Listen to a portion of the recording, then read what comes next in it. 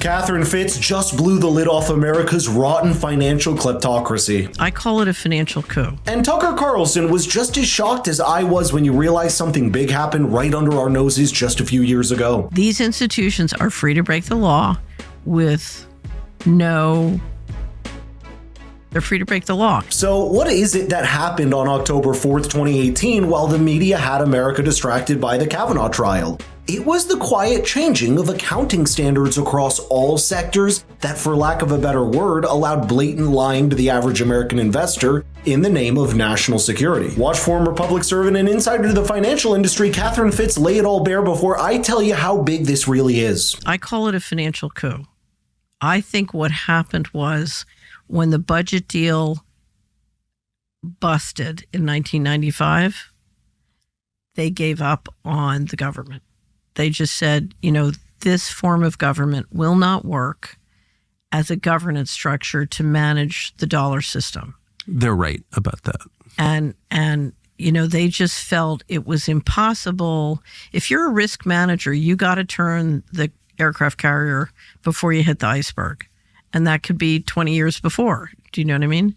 And they just felt that the system wasn't working. And it required, to get consensus, you just had to dumb people down and buy them off. And it just wasn't working. So I think they decided, okay, we're going to re-engineer government on the just do it method. And the first thing we're going to do is we're going to pull all the money out.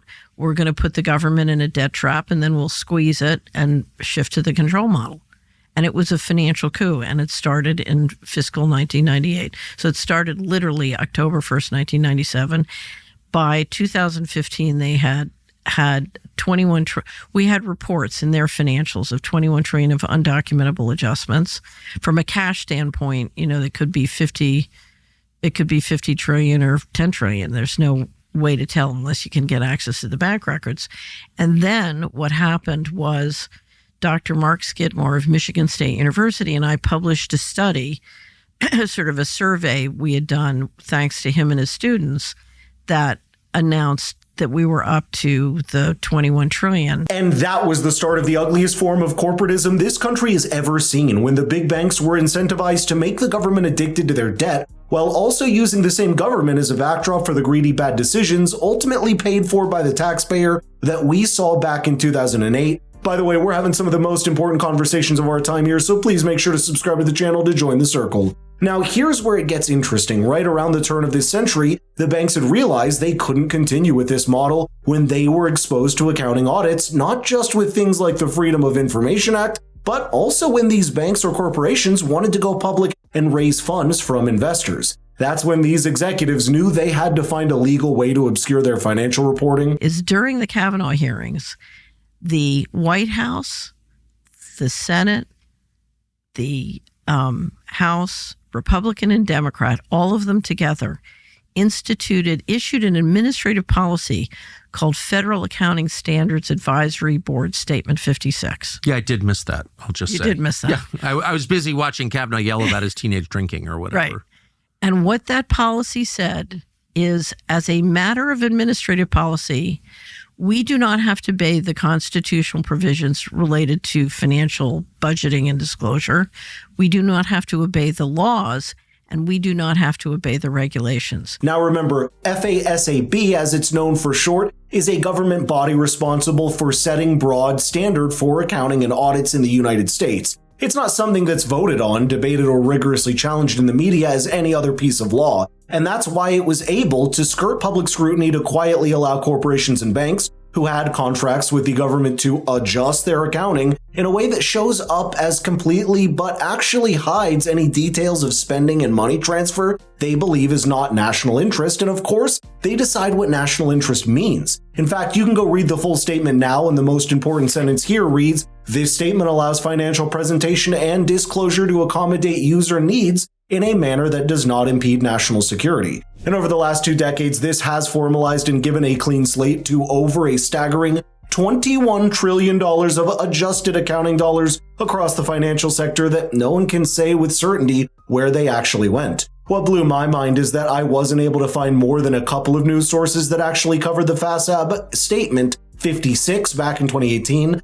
because it flew completely under the radar at the time, though if you want to give her some credit, AOC is the only one that spoke about it publicly. Now you need to remember that for most corporations, the government is the ideal customer because it doesn't negotiate much in price and is much more likely to help bail you out. The person who's squeezed in the middle is the average person, or in this case, the investors, and that includes people's retirement funds and 401ks that are invested into companies whose financial statements simply cannot be trusted anymore. When I look at the U.S. large cap stock market or the U.S. bond market, the Treasury market, I have no financial disclosure that has any meaning.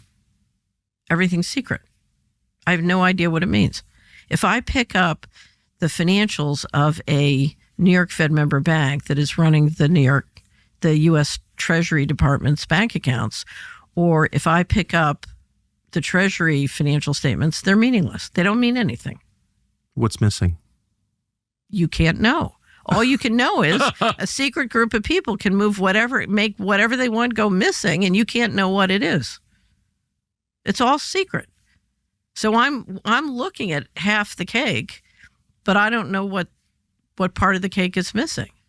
So it's meaningless. Isn't that kind of what happened back in 2008 when you look at how nearly $2 trillion worth of subprime mortgages were repackaged as false AAA rated securities? Most people think to themselves, that can't be legal, right? But it is, because when greedy corporations mix with corrupt governments, you get a truly toxic combination that bends all laws way before it thinks it would get in trouble. That's precisely what we saw happen in 2018. If you're wondering why the bank executives that led to the greatest crash of this century so far even got all of their bonuses that year, let alone face the wrath of the law as they should have, now you know how it starts. And you also saw this in the financial crisis.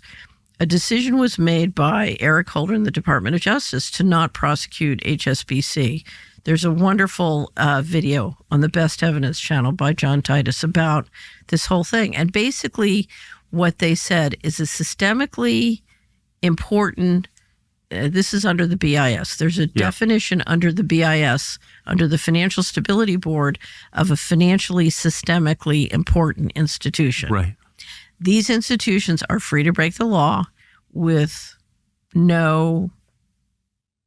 they're free to break the law.